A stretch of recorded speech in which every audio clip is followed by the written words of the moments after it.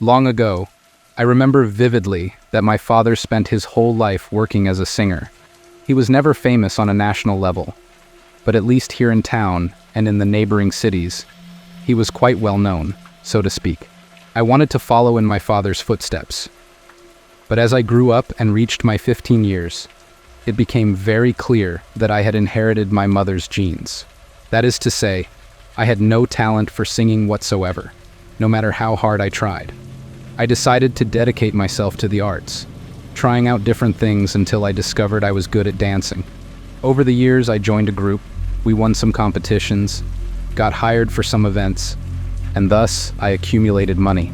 After 6 years, my father gifted me the piece of land he owned, and with the money I had saved, I built a small events hall, which would be my business. Thanks to the group, I managed to do what I wanted to do. In a dance group, I met many people. My father had many friends due to his singing career, so clients were not lacking for a good while. The business was going well. The hall was not for very large events, at most 100 people. This ended up being an advantage because, as the price was much lower than that of a conventional events hall, it attracted clients for bingo, year-end parties, student events, and the like. I had at least 10 events per month. I couldn't complain. However, one day came an event different from any other I had ever had before. A person contacted me to rent the hall for the celebration of a 15th birthday party. Usually these parties are big, because not only the family is invited, but also the family of everyone who collaborates for the event. I explained that the hall was not very large, and I invited the interested party to see it personally. He agreed and came to the hall, stating that he wanted to rent it for his goddaughter's 15th birthday. I asked if the ball would be very extravagant because, in that case, I would need to expand the central space, which would mean removing at least 4 tables, reducing the capacity from 100 to 60 people. The man said that was not a problem since they were not from the town and did not have many acquaintances. If they could accommodate 60 people, it was all right. At that moment, he made the full payment, we set the date, and signed the contract. Before leaving, the man asked me a favor. I could not refuse since he had already given me all the money. He gave me a phone number and asked me to call a month before the party to let him know that the hall was reserved. As it was a surprise, he had not told the godparents that he would pay for the hall. It seemed like a nice gesture to me. So, a month before the date, I called the number he had left. A lady answered, and I explained that I was the owner of the hall, informing her that the date was reserved for the celebration of her daughter's 15th birthday, as the godfather had already paid for the hall. The lady, with a choked voice, which at that moment I thought was from emotion, thanked me for the call and hung up. The day of the party arrived, and from early on, people began to arrive to decorate the hall. I had a small room at the back of the hall, and I used to stay there during events to solve any unforeseen situations. I had cameras that allowed me to see everything that happened in the hall. So, I saw from the beginning when they started to set up and people started to look a little peculiar, to say the least. The tablecloths had seams full of strange symbols. The metal centerpieces also had strange shapes. And the cake looked anything but a 15th birthday party cake. Everything was very strange. I had the impression that those people could belong to a strange religion. After all, the gentleman who paid me had mentioned that the family was not from there. I thought maybe this kind of setting could be normal where the family came from. However, as soon as the party started and the debutante arrived with her honor gentleman, things got even stranger. The young lady was not wearing a debutante dress. The dress she was wearing barely covered what was necessary. Moreover, all the honor gentlemen wore masks that looked like demons, and each one held a sword. In an extravagant style, the party normalized a bit. The music was popular at the time. The food was elegant, more normal, and people were having fun like at any party. However, everything went out of control when the godfather arrived at the party. The gentleman who had rented the hall was dressed in a wine overcoat with black degrade, and, for some reason, he carried a black cane with a golden figure on the handle. As soon as he entered, the debutante walked to the center of the room, followed by all her masked honor gentlemen. They formed a circle around the young lady and the godfather, joining their swords above, as if forming a dome. The gentleman kissed the debutante. As soon as I realized what was happening, I left my office to try to interrupt, but the family members stopped me. The debutante's father said it had nothing to do with it. The debutante approached me, with tears in her eyes, asking me not to interfere, that things should be that way. I shouted and insulted, questioning what kind of sick father would allow such a thing during a party. He told me not to meddle in things I didn't understand, and I threatened to call the police. Then the gentleman, who seemed very distressed, implored me not to interfere, promising that he would explain everything, but asking me to allow things to proceed as they should. I was horrified by what was happening, and the sounds echoed throughout the hall. I threatened the gentleman, informing him that the cameras were recording everything, and that if in the end he didn't give me an explanation that justified that atrocity, everyone would go to jail. I couldn't bear it anymore, so I left the hall. After a while, the guests began to leave, visibly crying. I returned to the hall, but the masked individuals and the godfather were no longer there. The debutante's grandparents were lifting her from the floor. She seemed completely unconscious. Quickly, I approached the father and demanded an explanation. The gentleman asked us to go where the cameras were to talk. Once there, he told me that his daughter was born with 4 heart murmurs. Doctors said she wouldn't survive more than a week. He was not willing to let his only daughter die so unfairly. So, he left his wife in the hospital and set out determined to find a cure for his daughter. He swore to his wife that he would find it, even if it cost him his life. He found a way to save her. He called the whole family to gather at the hospital and talked to his wife and all of them there. He told them he had found a solution. A priest of particular beliefs assured him that he could make his daughter live until she was 15. However, for this, he would have to hand her over to the priest, swearing that he would hand her over when she turned 15. He would ensure that she remained healthy and safe until that day, without getting sick or feeling pain. It didn't matter if there was an accident. Nothing would happen to her until the day she was to be handed over. The only condition was to keep her away from any man because she should belong only to him. The gentleman said that his entire family and his wife's family fell silent when they heard this.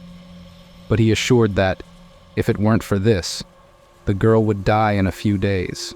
The first to speak was his wife. She agreed to the proposal.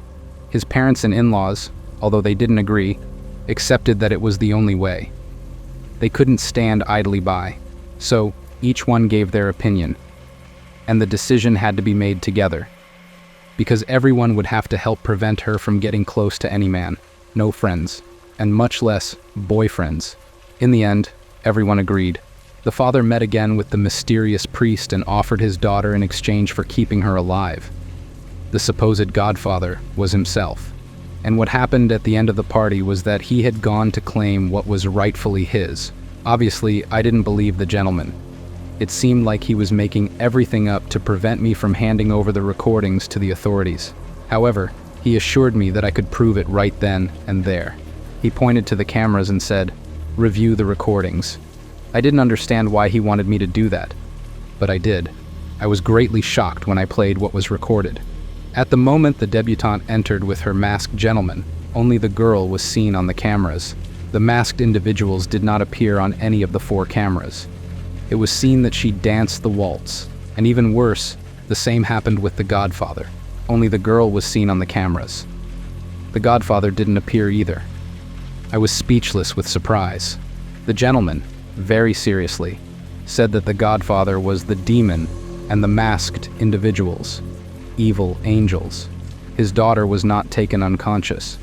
She was already lifeless. I had no choice but to believe the man. I turned to him and asked why he was there giving explanations instead of mourning the death of his daughter. What he replied was that he had already cried for the death of his daughter when they told him she wouldn't live more than a week. The 15 years she lived, thanks to him, were a gift. There was no reason to be sad. On the contrary, although of course the death of his daughter hurt, he was grateful to have managed to have her alive for 15 years. I felt so sorry for that man that I apologized to him after some of the guests left. Some stayed to clean and organize everything while I remained in the office, trying to assimilate what had just happened in my hall. 2 weeks passed, and I was called by a church because they wanted to have a dinner to celebrate the 50th anniversary of service of a priest. He wanted to see the hall, so we arranged a time and date to show it. When the day came, and we were there, as soon as I opened the doors for the priest and the people accompanying him to enter, a man nearly 90 years old turned to me with a horrified expression and said that my hall was a place repudiated by God. I, as well as the people accompanying him, were perplexed by his words. The priest added, "You have opened the doors to evil." The priest asked to leave, and what the man said left me very worried. After that day, no one else called me to rent the hall. For a long time, I only received income from people who were settling previous accounts, but I couldn't attract new clients, not even one. Even advertising the place for half the price, no one else was interested in my hall. The next day, after the occupation of the last door, the last date that was already scheduled, when there were no more pending events in the hall, a fire broke out, and it was completely destroyed. I believe my hall was cursed after that damned evil ritual. For many years, I faced a difficult period that affected every aspect of my life. During such a complicated time, I made the decision to pack my bags and leave the city where I was born and raised, without consulting anyone. I simply boarded a bus, leaving my job and my then friend behind. Fortunately, at that time, I had saved a considerable amount of money, which allowed me to reach the bus station and buy a ticket to the first available destination, without questioning where it would lead. I ended up in a town in the interior of Maranhão, and as soon as I disembarked from the bus station, the first thing I did was look for a hotel to spend a few weeks while I searched for a house to rent. I had never set foot there before. Despite Maranhão being a city like any other, with streets, houses, and commercial establishments, the architecture visually impressed me. Once at the hotel, after my first night, I went to have breakfast at a small establishment in front of the hotel, even before 10 a.m. The next day, as I flipped through the newspaper looking for job opportunities, it seemed like my streak of bad luck had ended when I found an ad saying they were looking for someone with a profile that matched mine. I called the number, scheduled an interview, and the meeting lasted about 30 minutes. In the end, I was informed that I should start working the next day. The job was at a company dedicated to collecting information from people and selling it to companies as packages for advertising purposes. The pay was satisfactory, but not enough to continue supporting myself in the luxury of living in a hotel. Once I gained confidence with a friend, I mentioned that I was looking for a house to rent. I indicated my budget, and he mentioned that, actually a few blocks from work, there was a house available for rent. He offered to accompany me, and when we left work, we arrived at the house before 7 p.m. Indeed, I could walk to work in just 10 minutes. The house seemed nice and spacious, which was good, since despite living alone, I never liked small spaces. Before knocking on the door to talk to the property owner, my colleague warned me about a peculiar situation with that house. He mentioned that the late wife of the owner, in her youth, supposedly made a pact with the devil, and people who rented the house did not stay for long, at most 3 months, before stopping renting. Although no one claimed to have seen anything supernatural, they commented on a heavy atmosphere in the house. Not being a religious person, just as I didn't believe in God, I didn't pay much attention to it. I mentioned it to my friend, who suggested that, if it didn't bother me, I should knock on the door and talk to the owner. That's what I did. When the owner answered, he showed me the house. We discussed the rent amount, and he handed me the contract to examine. As I reviewed the contract, I noticed something peculiar. There was no minimum stay clause. I could leave the house whenever I wanted, but if I wanted to get the deposit back, I needed to give 3 weeks' notice. This caught my attention because rental contracts usually establish a minimum obligation to stay for 3 months. I asked the owner why there wasn't a minimum stay clause, but instead of answering, he changed the subject. I didn't pay much attention at the time. I signed the contract, and the owner informed me that he would give me the keys the next day. We left the house, my colleague went his way, and I returned to the hotel. I packed my bags to have everything ready as soon as I left work the next day, to move to the new house. The next day, when I arrived there, the owner was not present. He had left the keys in an envelope and an account number for me to deposit the payment. That's when strange things began to happen. When I opened the door, it seemed like I could hear sounds coming from different parts of the house. However, since the house was empty, there was a lot of echo, so I thought it might just be that. That night, I had to sleep on the floor. The next day, I went to a furniture store and bought a bed and a small table. It didn't take long for me to realize that something strange was happening. Whenever I entered the house, I felt sudden fatigue. After a while, I decided to consult a doctor, as I always had a fear of illnesses. After an examination at a general clinic, I was informed that there was nothing wrong with me. The doctor recommended buying some vitamins and suggested that if the sudden fatigue persisted, I should see a specialist. One of the times I fell asleep due to inexplicable fatigue, I had a kind of nightmare. I was in a square, and in the background, I saw a church. For some reason, I couldn't take my eyes off the doors of that church. Suddenly, the doors opened, and a woman came out. The church bells rang, and with each toll, the woman got closer to me. When she was a short distance away, I noticed that her face was completely burned. The flesh seemed to be boiling. With the last toll of the church bell, the woman was very close to me. It scared me so much that I woke up. I sat on the edge of the bed for a long time, trying to erase that nightmare from my mind so I could sleep again. In the following weeks, I had the same nightmare at least a dozen times. I was puzzled by having the same dream repeatedly and shared it with my colleague. He was also intrigued by the recurrence of the nightmare and began asking me questions about the appearance of the square and the church. Based on the descriptions I provided, he told me that that square and that church were real places in the city. He revealed to me that before his parents passed away, they lived in the city where I was renting. They told him about the story of the deceased wife of the house owner, which supposedly made a pact with the devil, as everyone in the city said. Furthermore, he shared more details about the case. The homeowner and his wife used to attend that church, going there every Sunday and sometimes during the week. According to what his parents told him, it was exactly on a Sunday that people saw her for the last time. The couple left the church after Mass, spent some time in the square, and after that, no one saw her again. The Lord continued to go to church, but people noticed that he always stayed until the end to talk to the priest.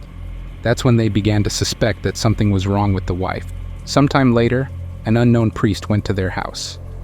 He didn't celebrate Mass in any church in the city. He spent the whole night inside the house, and the next day, he left, never to be seen again. 2 days later, the funeral of the homeowner's wife was held.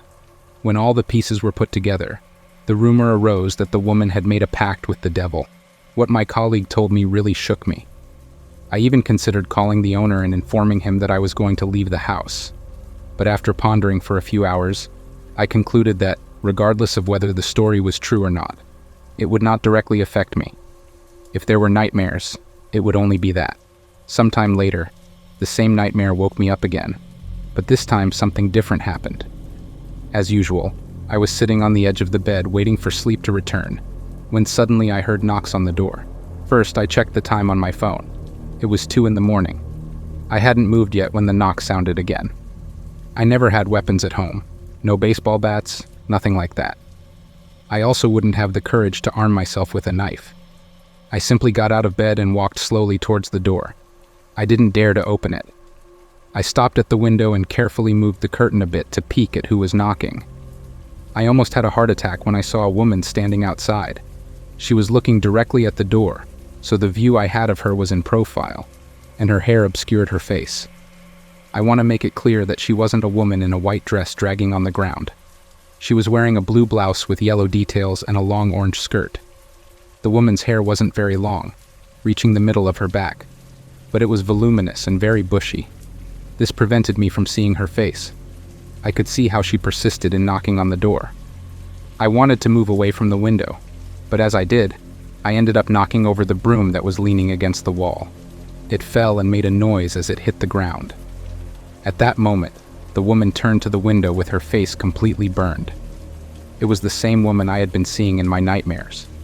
She didn't scream, didn't come closer to the window, just looked at me with her eyes wide open. Her gaze was so intimidating that it left me petrified. After a few brief moments that seemed eternal, the woman turned away and left the window, walking through the wall. I immediately called the owner and asked him to come home because I was about to leave. He didn't object or ask questions. He just told me he would be home at dawn. When the owner arrived, I was already outside, having not slept since 2 a.m. until he arrived around 7. I told him that whenever I entered the house, I felt sleepy and had a recurring nightmare about a woman with a burned face. The reason I called was because that woman from my nightmares had knocked on the door in the middle of the night. The owner simply said that since I hadn't given the minimum notice stipulated in the contract, he couldn't refund the full deposit. The only option was to divide the amount paid for the remaining days of the month and refund me the corresponding amount for the days left. I said I didn't care and that he could keep the money, but I asked for an explanation. He sighed deeply and told me that the woman with the burned face was his wife, who had died many years before. He said she committed a grave sin by making a pact to gain money, and that God punished her by making her sleep forever. The Lord went to the church seeking help to awaken his wife, but although they helped, they couldn't obtain God's forgiveness and wake her up. The church suggested that he take her home, because if he didn't, when God's punishment ceased to be eternal sleep and became death, he would be the next to be punished for being part of the responsibility of the event.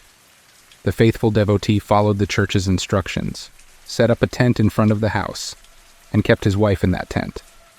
He didn't abandon her, trying to wake her up every day, but when she finally opened her eyes, her face started burning in flames, turning into ashes. The owner believed that the curse God sent to his wife was a punishment for her great sin, condemning her to die as soon as she opened her eyes.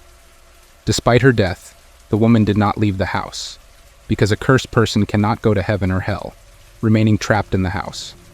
Since she died in front of the property, her soul always tried to enter the house, thus explaining those knocks on the door. What the Lord told me deeply shocked me. I asked him why he rented the house even knowing what was happening there. He replied that it was too painful for him to be in that house, knowing that his deceased wife would knock on the door every night, asking to come in. In the end, I decided to leave that house as soon as possible, without worrying about the deposit money. And so, I left behind that haunted house, hoping to find a place where I could finally have peace.